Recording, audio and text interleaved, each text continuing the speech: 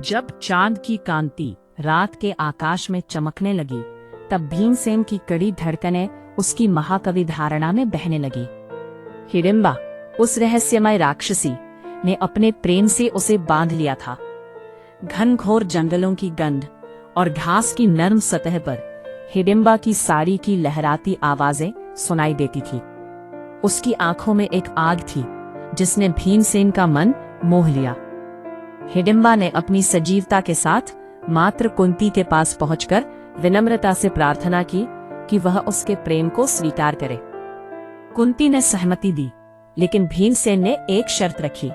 विवाह के बाद वह हिडिंबा से संबंध तोड़ देगा जब उनके बीच एक संतान का जन्म होगा।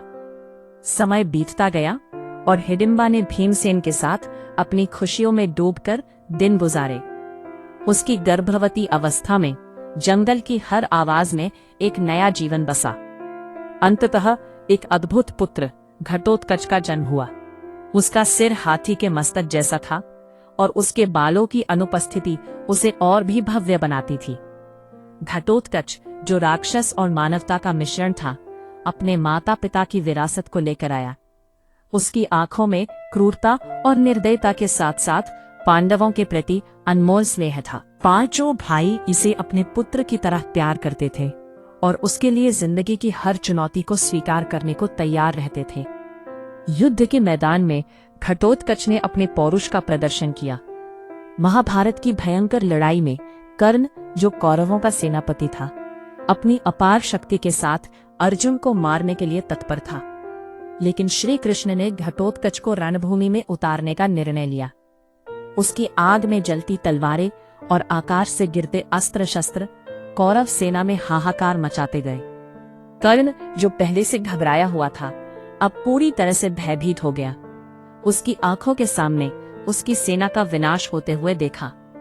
मजबूर होकर उसने अपनी अमोघ शक्ति को घटोत्कच पर प्रयोग किया। क्षण भर में घटोत्कच धरती पर गिर पड़ा। यह दृश्य पांडवों के लिए दुख की एक नई लहर लेकर आया। हालांकि श्री कृष्ण ने उन्हें समझाया।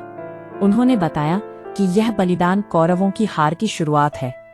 पांडवों ने अपनी आंखों में आंसू छिपाते हुए भी युद्ध की कठिनाइयों का सामना करने का दृढ़ संकल्प लिया।